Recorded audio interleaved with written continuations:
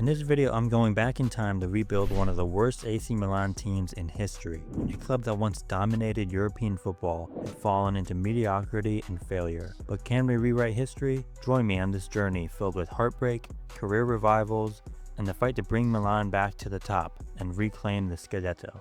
Before we dive in, make sure to subscribe and turn on notifications so you never miss a video. The 2014-15 season marked one of the darkest chapters in AC Milan's history. Milan finished in 10th place in the Serie A, winning just 13 matches, on their way to the worst league finish since 1998. And for the first time in nearly 2 decades, Milan failed to qualify for any European competition. A dramatic fall for a club that was once known for their Champions League glory. Unfortunately, this season was the beginning of a long period of decline that featured constant managerial changes, poor recruitment, and financial struggles that turned Milan from European giants to a club that was stuck in the Europa League. But what if things had gone differently? In this video, I'll be revisiting FIFA 15 to rebuild Milan back to the top of Italian football. This will be a narrative-driven career mode save that will provide a story of how an unknown manager attempted to save the Rossoneri. So let's turn back the clock and begin this story. By the start of the 2014-15 season, AC Milan's most recent golden era was well and truly over after a disappointing 8th place finish. Long gone were the days of squads that were filled with world-class talent, while financial struggles saw the remaining superstars sold off. Meanwhile, young promising players had failed to live up to expectations. Even club legend Kaká had departed for the MLS, and Mario Balotelli, Milan's most recent talisman, was sold to Liverpool for £20 million. Despite an attempt to rebuild, Milan's squad was left painfully mediocre, lacking a true superstar with an aging core and underwhelming youth prospects. Unsurprisingly, Milan endured a disastrous season, finishing 10th place in Serie A, 35 points behind the eventual champions Juventus, and yet again without European football. Their financial struggles only deepened as they spent 5 years in an endless cycle of rebuilds and failures. However, what if Milan had taken a different path? Instead of years of mediocrity, what if Milan had gone with a bold managerial appointment, an attempt to quicken their revival? It's the summer of 2014, and Milan are fresh off a disappointing 8th place finish under club legend Clarence Seedorf. Reports from the media all but confirm that another club legend, Filippo Inzaghi, will be hired as a new manager to turn the team around. However, the footballing world was stunned when Milan unveiled their new manager, the virtually unknown Antonio Andolini. The announcement sent shockwaves through Italian football. Few had even heard of Andolini, who hailed from the small town of Corleone, Sicily. Doubts immediately arose about his qualification, experience, and most importantly, his ability to manage a club of Milan's stature. No one knew how he landed one of Italy's most prestigious jobs, but what they were certain about was the challenge ahead. Andolini's first order of business was trimming the team's bloated squad, even if it meant accepting low transfer fees, as the squad had 8 center backs, none younger than 27, and a similarly aging group of 4 defensive midfielders. The first departures were the veteran center-back duo of 33-year-old Christian Zaccardo and 34-year-old Daniele Bornera, followed by the aging Ghanaian midfield pair of Sully Montari and Michael Essien, with the 4 sales collectively generating just £5 million. Andolini's ruthlessness continued with the exit of Felipe Maxes, who joined Marseille, leaving Milan with a more manageable core of just 5 center-backs. Further up the pitch, Italian striker Pizzini was deemed surplus to requirements and sold for £4.2 million, with the funds earmarked for attacking reinforcements. Just as Andolini seemed content with his squad, a surprising bidding war erupted between Arsenal and Tottenham for Alessio Cerci. Once electric at Fiorentina and Torino, Cerci had struggled since his move to Atletico Madrid and his subsequent arrival in Milan. Although Andolini initially planned to revive his career, the bidding war represented too big of an opportunity to miss. In the end, Arsenal secured Cerci's services for £18.5 million. Following the numerous defensive departures, Andolini turned his attention to rebuilding the back line. Despite already having 5 center-backs, he brought in Cameroonian center-back Nicolas Nkulu from Marseille for £10 million, with Philip Maxis going the other way. With defensive signings completed, the focus shifted to Milan's limited attack. The first major addition was Andre Schürrle, arriving from Chelsea for £15 million. providing a versatile and dynamic option to Milan's front line. However, the late sale of Alessio Cerci opened the door for a marquee signing, providing Andolini with the funds to address a glaring need for a top-class striker. Andolini set his sights on French sensation Alexandre Lacazette. Lacazette, however, did not come cheap, with the Rossoneri splashing out £29.5 million to secure his services. By the end of the window, Milan had undergone a dramatic squad overhaul, and excitement among the fans was palpable. Most importantly, all transfers were completed before Milan's opening league match against Lazio, allowing the footballing world to see what the new Milan squad were capable of. Milan kicked off their campaign at home against Lazio, with fans and pundits eager to see how inexperienced manager Antonio Andolini would handle his managerial debut. Summer signings Nkulu, Schürrle and Lacazette were all handed their first starts, adding to the anticipation surrounding the new era at the club.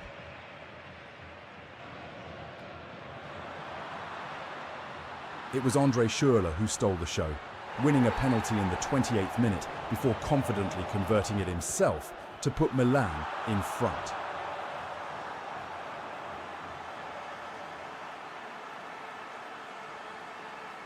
In the second half, a well-worked corner routine saw Keisuke Honda rise highest to head home Milan's second, sealing a 2-0 victory and a perfect start to the season.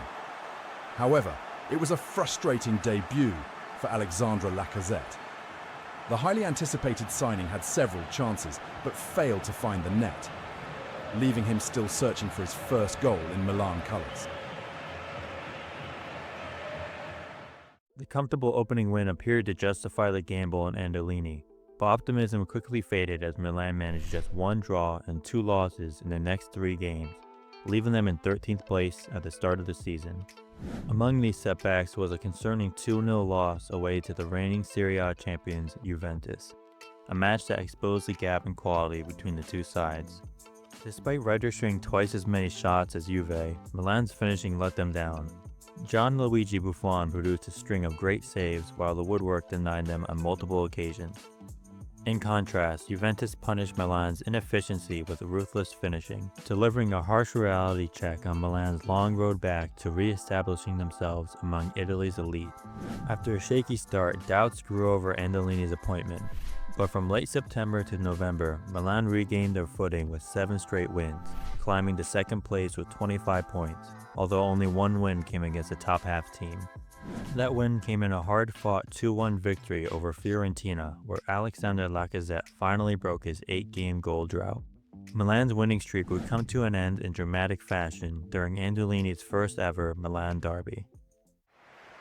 Antonio Andolini's first Milan derby was one to remember, as both sides battled under the rain in a high-stakes clash for second place and a chance to keep their title hopes alive. Just 4 minutes in, controversy struck as Milan were awarded a penalty. Replay suggested the Inter defender got the ball before the man, but the decision stood. André Schürrle stepped up and converted, netting his 3rd goal of the season to give Milan an early lead. Inter responded in the 30th minute when a defensive lapse allowed Rodrigo Palacio to pounce, bringing the visitors level and leaving Andolini frustrated with his team's lack of focus. Milan struck back just before half-time. Mattia De Sciglio's brilliant through ball found Andrea Poli, who fired home with an emphatic finish to restore the lead. However, the second half brought frustration for Milan. A needless foul by Nicolas Nkulu just outside the box led to a stunning Hernanes free kick, making it 2-2. Yet another costly defensive lapse for Andolini's side in a crucial game. In the dying moments, Marco van Ginkel played Lacazette through on goal with a golden chance to win it, but his tame effort was easily saved. The match ended in a stalemate, and with both teams dropping points as Lazio took advantage, leapfrogging them in the standings. After the derby disappointment, Milan took 7 points from their final 4 games in 2014, including a 2-0 win over Napoli, which was highlighted by André Schürrle's spectacular acrobatic goal. However, Milan limped to the year's end with a narrow 1-0 loss to Roma, worsened by Nkulu's 2-month injury, leaving Milan vulnerable at the back. Meanwhile, Lacazette continued to struggle, managing just 4 goals in 16 appearances. Milan ended the year in third, 8 points behind Juventus, as Andolini earned praise for revitalizing the squad. With limited funds and N'Koulou set to return by mid-February, Milan entered the winter window with no plans for signings, confident of their strong league position. They started the year strong, winning 6 of the 7 matches in January. Unfortunately, their momentum was halted when Alex suffered a long-term injury, leaving them without both starting center-backs. Things only got worse in a 1-0 loss to Lazio, where a series of comical defensive blunders gifted the opposition the winner. To make things worse, backup center-back Adil Rami dislocated his shoulder during the build-up to the goal, which saw him join Alex and N'Koulou on the injury list, as injuries were beginning to threaten to derail Milan's season. Despite calls for reinforcements, Andolini prioritized long-term financial stability and made no signings, despite having just 3 fit center-backs. Meanwhile, a bright spot was Stefan El Shaarawy, who found sensational form with 8 goals in January, establishing himself as the main man in Milan's attack. Andolini's decision to stick with the existing squad was tested in the quarterfinal of the Copa Italia against Juventus, with Milan fielding a shaky center-back pairing of Paletta and Zapata. Milan travelled to a snow-covered Allianz Stadium with an opportunity to book their place in the Coppa Italia semi-finals. In a season full of challenges, this match would become one of their defining moments. Just 20 minutes in, Alexandre Lacazette finally ended his 9-match goal drought, rising highest to meet an André Schürrle cross with a well-placed header. But hopes of a resurgence for the Frenchman were short-lived, as a costly turnover in midfield led to a swift Juventus counter-attack, ruthlessly finished by Alvaro Morata. A clumsy challenge from Giorgio Chiellini on Keisuke Honda gifted Milan a penalty, and Jeremy Mene stepped up to calmly slot home his first goal of the season. The Rossoneri emerged victorious, securing a spot in the semi-finals against Fiorentina. More than just a cup win, this was a statement. Despite their injury crisis, Milan were not backing down. They were determined to fight on all fronts. The Rossoneri would book their place in the Coppa Italia final in emphatic fashion, dismantling Fiorentina 5-0 in aggregate, and earning Andolini plenty of plaudits. The triumph was short-lived as injuries continued, with Matteo De Sciglio breaking his collarbone, sidelining him for 7 weeks. The injury crisis would only deepen when Nigel de Jong pulled his calf in a narrow 1-0 loss to Juventus. The loss highlighted the effects of the injury crisis, as backup left-back loanee Pablo Armero lost track of Carlos Tevez at the back post, leading to the game's only goal. Despite the setbacks, Milan stayed in the title race, just 4 points behind Juventus. N'Koulou's return boosted the Rossoneri, as back-to-back wins propelled them to the top of the table for the first time all season. Unfortunately, Milan's stay at the top was brief, as a costly red card for N'Koulou left the defense exposed ahead of the clash against Chievo Verona. Milan started the game strong as Andrea Poli gave Milan the lead with a well-placed header. However, a goalkeeping error from Diego Lopez gifted Verona an equalizer. Then, in the dying moments, André Schürrle's misplaced pass led to a quick counterattack, allowing Verona to snatch a shocking 2-1 victory. To make matters worse, El Shaarawy was sidelined for 3 weeks, leaving Milan reliant on the out-of-form Lacazette. The injury crisis was beginning to take its toll on Milan as they endured a 5-game winless streak. The team looked exhausted and out of ideas. The worst defeat came in a 2-0 loss away to Fiorentina, where Milan barely put up a fight in a hostile environment. Sitting in third place and 6 points behind league leader Juventus, Milan aimed to keep their title hopes alive, but they faced a tough challenge away from home, as Fiorentina would score just 2 minutes into the game.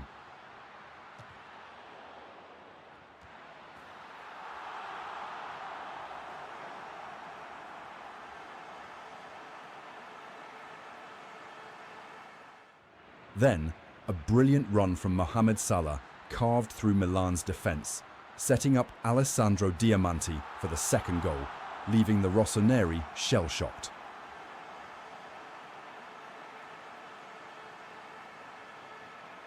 The match ended 2-0 as Milan faltered once again in their pursuit of the title.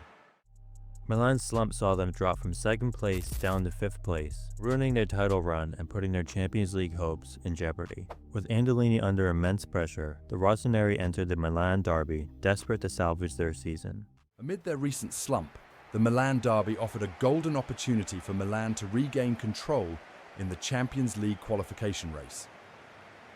Optimism grew among the fans as the injury crisis had eased, with El Shaarawy returning to the lineup. As expected, the derby was a fiery contest, with both sides battling for a Champions League spot. Inter struck first from the penalty spot after Nkulu's late challenge on Rodrigo Palacio, leaving Milan with the daunting task of chasing the game to salvage their season. Milan pushed relentlessly for an equaliser, coming agonisingly close when Lacazette rattled the crossbar in the 80th minute. Just when it seemed all hope was lost, an unlikely hero stepped up. Mattia Destro, who had struggled all season, found the back of the net in the 90th minute, his 3rd goal of the campaign, to rescue a crucial point for Milan. While it wasn't the victory Andolini had hoped for, the late point prevented Milan from falling too far behind in the race for Champions League qualification, heading into a difficult final stretch of the season. Stuck in 5th place, but with the injury crisis easing, Milan aimed to close the gap before a crucial showdown with 3rd place Roma. Needing flawless results, Andolini's men delivered with wins over Udinese and Genoa, setting up a crucial clash with 6th place Napoli. With a season-defining clash against Roma looming, Milan headed to Naples knowing that only a victory would keep their Champions League hopes alive. In a tense and cagey affair, neither side found a breakthrough until the 74th minute, when Schürrle won a penalty after being brought down by Raúl Albiol. The German winger stepped up and calmly slotted it home, seemingly securing a crucial 3 points for Milan.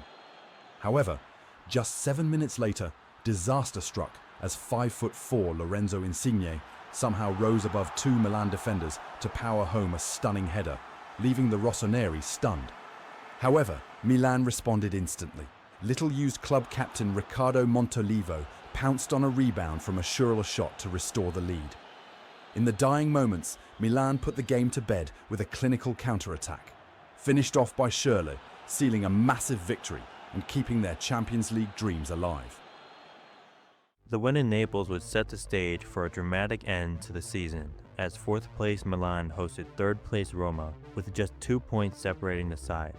While it had been a grueling season for Andolini, with endless injuries and constant criticism from fans and media, with just 4 games left, he had a chance to guide Milan back to the Champions League. Heading into the crucial clash, Milan suffered a major setback as starting right-back Ignazio Abate fractured his ribs in training, ruling him out for the rest of the season. Despite the blow, confidence among fans remained high given the team's recent form. However, when the lineup was announced, confusion spread among supporters and pundits alike. Andolini had abandoned the 4-3-3 that had defined Milan's season, instead opting for a 4-4-2 diamond. The tactical shift appeared to be a pragmatic attempt to neutralise Roma's fluid 4-3-3 by overloading the midfield, but the gamble backfired spectacularly.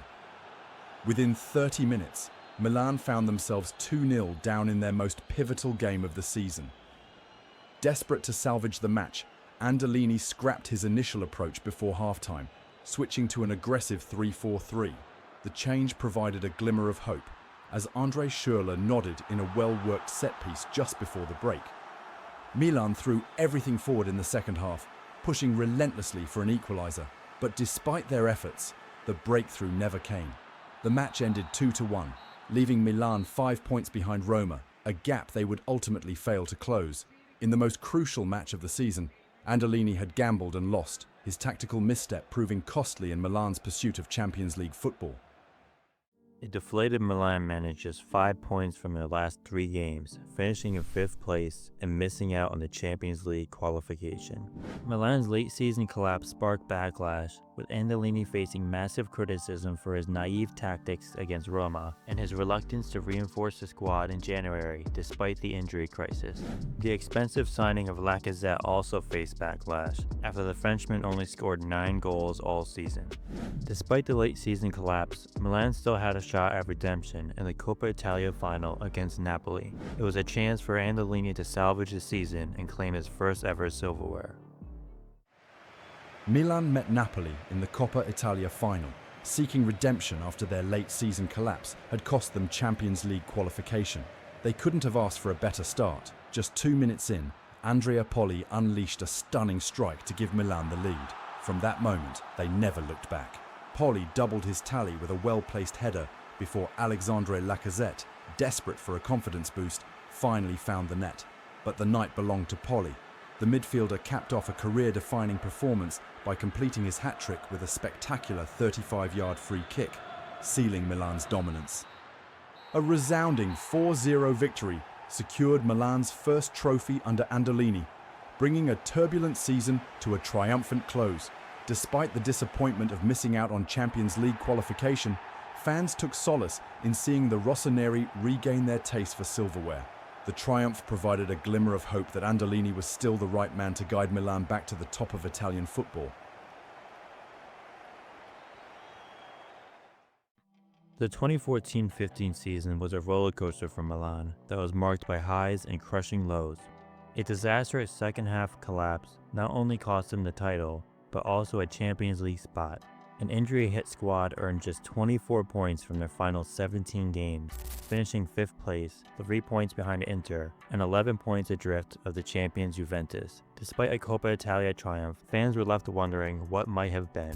As expected, Juventus dominated the end-of-season awards, with Carlos Tevez crowned the Serie A most valuable player, along with picking up the Golden Boot, while Buffon claimed the Golden Glove. Paul Pogba narrowly missed out on the top assist provider award, losing out to Gervinho on a tiebreaker. Unsurprisingly, Juventus had 6 players in the team of the season. Meanwhile, Andrea Poli and Stefan El Shaarawy both earned a selection, thanks to their impressive goal contributions throughout the campaign. El Shaarawy was named Milan's Player of the Season, finishing as the club's top scorer with 16 goals and 2 assists in 35 appearances. Andre Schürrle was a close second, contributing the second highest goals and a team high in assists, proving to be a valuable signing. Meanwhile, Andrea Poli had a standout season with a stellar goal contribution, delivering crucial goals from the midfield. His midfield partner, Gianmarco Bonaventura, also provided plenty of goal contributions. Meanwhile, Lacazette struggled with consistency, managing just 13 goal contributions, well below his hefty price tag. Despite a disappointing end to the season, Antonio Andolini's job remained safe, for now. However, doubts remain about his ability to restore Milan to the top, especially as he faced a crucial summer window. Milan saw Destro, Van Ginkel, Bonchetti, and Armero return to their parent clubs, while Andolini's first priority was offloading returning loanees to clear space for new signings. Serie A veterans Alessandro Matri and Antonio Nacarino were sold for a combined £5 million. Meanwhile, Fernando Torres returned from his loan spell with Atletico Madrid, with rumors that his former side was interested in re-signing the striker permanently, while Slovenian winger Walter Birza and Italian midfielder Riccardo Sapronera joined Lazio for a combined £7.8 million. Meanwhile, after their disastrous performance in Milan's late-season collapse, Christian Zapata and Gabriel Paletta were swiftly offloaded for a combined £8.5 million. Unexpectedly, vice-captain Nigel de Jong requested a transfer, seeking Champions League football, with Andolini reluctantly granting his wish, allowing the 31-year-old to join Valencia for £6 million, a move that disappointed fans, losing a key figure. The final departure of the summer was French forward Jeremy Menez, who was frustrated with his limited role as Andolini preferred Lacazette due to his defensive work rate, which saw the Frenchman join Tottenham for £16.5 million. The absence of Champions League football made it challenging for Andolini to attract the players he wanted. Although there were rumors about former talisman Zlatan Ibrahimovic potentially leaving PSG, he remained in Paris, as Andolini was left to rely on the aging Fernando Torres and the underwhelming Alexander Lacazette to lead the line. Midway through the window, Milan made their first signing, acquiring Chelsea outcast Mohamed Salah for £16 million. Despite his successful loan spell at Fiorentina, fans were skeptical, especially given the club's earlier links to bigger names. This sentiment was further fueled by the arrival of 22-year-old Luis Alberto from Liverpool for £9 million. with Andolini referring to him as a project player. Another Premier League cast-off, Leroy Fer, joined for £15.8 million, a risky investment for an unproven talent. Additionally, Alex Song arrived at the San Siro for £12 million, filling the vacant defensive midfielder role. Andolini would finally secure a major signing by bringing in disgruntled centre-back Jan Vertonghen from Tottenham for £26 million. As Andolini felt that the squad was ready to push for the Champions League qualification and even win the Scudetto, aiming to silence critics who doubted his ability as an inexperienced manager. Milan kicked off their season in the Supercoppa against Juventus, a major early test for Andolini's side. Juventus took the lead through Paul Pogba after a defensive lapse from Milan. However, Milan quickly responded as Abate's solo run won a penalty, which Andre Schürrle converted from the spot. Abate continued to terrorize the Juventus defense, setting up Lacazette for a brilliant tap-in, while Mo Salah played through Bonaventura, who sealed the win with a final goal, giving Milan a 3-1 victory, claiming their first silverware of the season and sending a strong message in the title race. Milan had a flying start to the season, winning each of their first 4 games. Lacazette was in great form, scoring 3 goals in the opening 2 league matches, sparking optimism among fans that the Frenchman had finally settled into life in the Serie A. Milan traveled to Palermo in fine form, with fans expecting a routine victory. Instead, they would witness the Serie A match of the season. What was expected to be a routine away trip turned into a disaster for Milan as they travelled to Sicily to face Palermo. With Alexandre Lacazette having started the previous 2 games, Andolini opted to give Fernando Torres his first start of the campaign. The Spaniard repaid his manager's faith in style, scoring a brilliant looping header from a De Siglio cross to open his league account. Palermo responded in the 35th minute when a header from a corner struck the post before Simon Mackinock pounced on the rebound to equalise. Just before half-time, a quick Milan counter-attack left Torres one-on-one with his defender, and he clinically finished to restore the lead. However, Milan's advantage was short-lived as Palermo immediately hit back from the kickoff, capitalising on a defensive lapse from Andrea Poli, a mistake that left Andolini furious on the touchline. In the 66th minute, Alex Song played a perfectly weighted pass to Mohamed Salah, who slotted home his first goal of the campaign to make it 3-2. Milan seemed to be in control, coasting toward victory, until a seemingly harmless free kick from nearly 40 yards out turned disastrous. Once again, poor marking on a set piece allowed Palermo to equalise, exposing Milan's defensive frailties. Then, in the 90th minute, Mackinock struck again, this time with a stunning goal of the season contender to seal an improbable 4-3 victory for Palermo, leaving Milan in shock. Despite Torres' brace, Milan suffered their first defeat of the season, with widespread criticism directed at their defensive vulnerabilities after Palermo's improbable comeback. After a disappointing loss to Palermo, Milan bounced back with a hard-fought 1-0 victory over Fiorentina, as captain Montalivo capitalized off a rebound from Lacazette's shot. The win helped restore confidence ahead of a crucial away game against Juventus. Heading into the game, Milan sat in 5th place after 4 matches, just 1 point behind surprise league leaders Torino. The match also marked the first tactical shift from Andolini, as he adjusted his system to better accommodate Alex Song, who had struggled as a lone pivot. Opting for a 4-4-2 setup, Andolini paired Song in a double pivot while deploying Lacazette alongside Torres up front. Much like their Supercoppa clash, Juventus struck first, this time through Javier Pastore. However, Milan drew level after a moment of brilliance from Torres, who set up Schürrle for a stunning volley past Buffon to level the score. In the 77th minute, Torres turned from provider to scorer, finishing a well-placed shot to put Milan ahead. Milan sealed the victory in style when substitute Honda weaved through the Juventus defence with an incredible solo run, slotting home to secure a statement 3-1 win. Andolini's first victory over Juventus in the league sent a clear message to the league that they were serious about a title charge. Milan's victory over Juventus signaled their title ambitions, setting the stage for an impressive October run, with 5 wins, 1 draw, and just a single loss. The stretch featured a tough 0-0 Milan derby and a dominant 3-0 win over Lacazette's former club, Lyon. The biggest surprise, however, was the resurgence of Fernando Torres. Forming a lethal partnership with Lacazette, the Spaniard scored 4 goals in 4 games, bringing his season tally to 7. After years of inconsistency, El Niño was back to his best. Milan's most pivotal October match came in Naples, where they sat second, just 1 point behind surprise leaders Torino.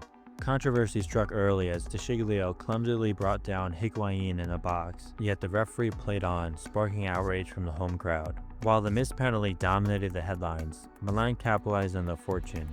Schürrle's clinical finish broke the deadlock, followed by a slick team move that saw Lacazette set up Torres for a tap-in. The Spaniards sealed a 3-0 win with a penalty, leaving Napoli furious but confirming Milan's status as title contenders. 3 days later, Milan stumbled with a 1-0 defeat at Genoa that was quickly followed by a dominant 3-0 win over Udinese, highlighted by 2 clinical finishes from the resurgent Torres. Milan's victory over Udinese sparked an incredible run, winning 8 of their final 10 games of the year. Notably, Milan got revenge over Roma after last year's defeat cost them the Champions League qualification. Controversy struck again as Milan were awarded a questionable penalty. Replays show that Roma's defender Halabas seemingly won the ball before bringing down Schürrle. The German finished his penalty confidently, while Torres finished off the game with yet another goal. Despite the perceived luck against Napoli and Roma, Andolini's side silenced the doubters with a dominant 4-1 victory away against the title challengers Torino, reinforcing their status as genuine Scudetto contenders. In the Europa League, Milan easily topped their group with 16 points, securing a spot in the knockout round. By the end of the year, Milan topped the Serie A table with 41 points, 3 points clear of second-place Juventus. As the winter window opened, Milan saw a third striker option to rotate with Lacazette and Torres, with rumors linking them to a reunion with Mario Balotelli, who had requested a transfer at Liverpool. However, in a surprising move, Milan signed Yaya Toure on a loan from Arsenal, who had a poor record in North London. The move left fans furious, especially after Inter Milan swooped in and signed Balotelli for just £12 million. Andolini defended the move, citing financial reasons, with the Italian manager looking to sign a bigger name in the summer. Still, the move was met with plenty of criticism, as fans were worried that it could derail their season. The Rossoneri would endure an inconsistent January, winning 3 games, drawing 1, and losing 2. Following a disappointing round of 16 exit in the Copa Italia, Sanogo made his full debut against Lazio and nearly scored, hitting the post before a lucky deflection allowed Lacazette to secure a 1-0 win. Despite their shaky form, Milan stayed level on points with Juventus, keeping the title race wide open heading into the season's decisive half. Milan would stay in the title race with a 2-0 victory over Udinese. This victory sparked a sensational run, with Milan taking 22 out of 24 possible points, going an incredible 9 straight league matches without conceding. This fantastic run extended their lead to 4 at the top of the table after 30 games. Fernando Torres led the charge in the attack, netting 9 goals during this stretch, with a standout display in a crucial 2-0 win over Roma, where he bagged a brace including a stunning chip.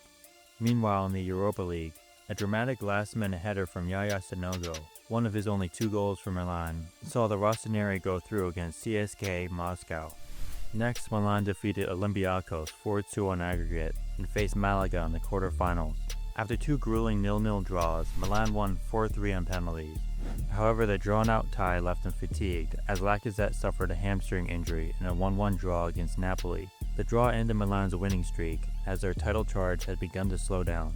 As the season's final stretch approached, doubts grew for Milan as the team appeared to be running on fumes, with fans worried about another late-season collapse. Despite the challenges, Milan dug deep to grind out 3 crucial victories. Before crucial league matches against Inter and Juventus, they had to navigate a semi-final clash with Tottenham, where they would face a familiar face in the former player Jeremy Menez. The first leg saw Roberto Soldado strike to give Spurs a 1-0 lead heading back to White Hart Lane for a dramatic second leg. Milan travelled to North London, trailing by a single goal in their quest to reach the Europa League final. With Lacazette sidelined through injury, Andolini adjusted his approach, reverting to a 4-3-3 instead of pairing Torres with Sanogo. Bonaventura and Poli flanked Song in midfield as Milan aimed to control possession against a disciplined Spurs side. Their hopes took an early blow when El Shaarawy was forced off with an injury, an absence that would loom large with the derby against Inter just days away. But just before halftime, Milan found a lifeline. Fernando Torres, rolling back the years, skipped past the Spurs defence and rounded the keeper to level the tie on aggregate. A lapse in concentration allowed Roberto Soldado to pounce, restoring Tottenham's advantage.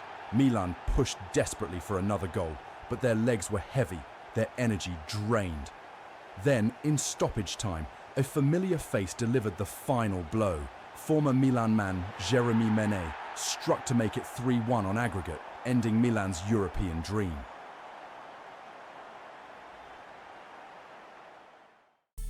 Following the Europa League exit, some blamed Milan's fatigue, while others blamed Andolini for not re-signing Balotelli and leaving them reliant on an ineffective Sonego.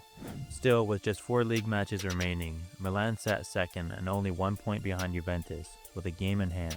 To reclaim the top spot and gain control of the title race, Andolini's side knew they needed victory in the Milan derby. First they had to contend with Mario Balotelli, who had scored 7 goals in 12 games since January. Many feared Milan's decision to pass on Balotelli would haunt them, but those concerns faded as Fernando Torres struck after 17 minutes. Inter quickly responded through Hernandez, casting doubt over Milan's title hopes. However, Salah's stunning solo run restored the lead almost immediately. Bonaventura followed up with another, sending Rossoneri into dreamland. Finally, a late goal from Alex Song sealed the commanding 4-1 derby victory, delivering a decisive statement in the Scudetto race. Back on top of the table, Milan held a narrow 2-point lead, heading into a potential title decider against Juventus. Milan welcomed league leaders Juventus to the San Siro in a match billed as the title decider. With just 3 games remaining, the stakes couldn't be higher. The Rossoneri received a massive boost as Lacazette returned from injury, but the rest of the squad was still feeling the effects of a grueling schedule. The first half was a cagey affair, with neither side willing to blink first. With just 4 shots between them, it was clear that 1 goal could decide everything. After the break, Juventus turned up the pressure, searching for the breakthrough. Controversy struck when Carlos Tevez was brought down in the box after a clumsy collision with De Sciglio and Alex. But the referee waved play on, sparking fury from the visiting side. Milan responded with a counter-attack, giving Lacazette a clear sight at goal, but Buffon stood tall. Minutes later, Lacazette had another chance, but Buffon denied him yet again with a world-class save. It seemed impossible to beat the legendary Italian keeper. As full-time approached, the tension was unbearable. Juventus, desperate for a goal, threw everything forward, but their gamble backfired. A long clearance found Lacazette in open space. With defenders trailing behind, the Frenchman went on a stunning 60-yard solo run before finally beating Buffon with a clinical finish in the dying moments. The San Siro erupted. The often doubted striker had delivered when it mattered most. Andolini's faith in Lacazette had paid off in dramatic fashion. Milan secured a massive 1-0 victory, moving 5 points clear at the top with just 2 games left. The title was now within their grasp, as Andolini stood on the brink of restoring Milan to the pinnacle of Italian football. Just 3 days later, Milan clinched their first Scudetto win in 6 years, with Fernando Torres scoring the decisive goal. Milan would lift the trophy after the final game against Sassuolo, where Torres capped off a brilliant season with a brace, scoring 28 goals in the league. Club captain Riccardo Montolivo hoisted the Scudetto as Milan celebrated their long-awaited return to the top of Italian football. In a grueling season where Juventus pushed them to the limit, Andolini ultimately proved he was the right man for the job. Since his appointment was announced, doubts surrounded his experience and tactical ability, but he silenced critics by guiding Milan to a club record 95 points. The 2015-16 season truly marked the pinnacle of Andolini's 2-year journey, as Milan finally returned to a new golden era. Though a Europa League semi-final exit stung, Andolini had firmly etched his name in Milan's history, proving he was the right man to restore the Rossoneri to the top. The league table finished with Milan at the top, 5 points ahead of Juventus, with both clubs far and away the top 2 teams in the league, while Genoa and Udinese had solid seasons, finishing 4th and 5th place. Milan dominated the end-of-season awards, with Torres claiming the Golden Boot and the MVP honors. Lacazette thrived in a deeper role, finishing as the league's top assist provider, while Diego Lopez set a record-breaking 24 clean sheets as Milan boasted the league's best defense, conceding just 18 goals all season. Unsurprisingly, Milan also dominated the team of the season with 6 players including award winners Torres, Lacazette, and Diego Lopez, alongside Schürrle, Di Sciglio, and Poli. Juventus claimed 4 spots, with Quagliarella, the 3rd highest goal scorer in the league, also making the 11. Meanwhile, Torres was named Milan's Player of the Season after an incredible 33-goal campaign that silenced doubters. Lacazette finally justified his price tag, forming a lethal partnership with Torres as Milan's 2nd highest scorer and assist provider. Last season's Player of the Season El Shaarawy had 22 goal contributions, again leading the team in assists, while Schürrle delivered another strong season with 16 goal contributions. Meanwhile, new signing Mo Salah had a solid campaign, with many expecting the Egyptian to take another step next season. The switch to a 2-striker formation saw Poli's attacking numbers dip, as the Italian was given more defensive responsibilities in a double pivot alongside Alex Song. The 2014-15 season marked a turning point for AC Milan. After years of mediocrity, the Rossoneri reclaimed the Scudetto and returned to the top of Italian football. What began as a managerial gamble has proven its weight in gold as Andolini leads Milan into a new golden era. With young talents continuing to develop, one of Europe's most lethal attacking duos, and a rock-solid defense, Milan's resurgence is only just beginning. The next step for Andolini Milan is reclaiming their throne as kings of Europe, and finally bringing the Champions League trophy back to the San Siro. For now though, this chapter of the save has come to a close. This video was an experiment of the type of content I like to create on this channel, and to be honest, this video kinda went a little long, so leave a comment letting me know what you thought of it, and if you enjoyed this kind of narrative-driven career mode save that I'm testing out. Anyways, I have more career mode content coming up, including a few more stories, so make sure to subscribe and stay tuned for that. And as always, visit careermodechronicles.com for more career mode content. Thanks everyone.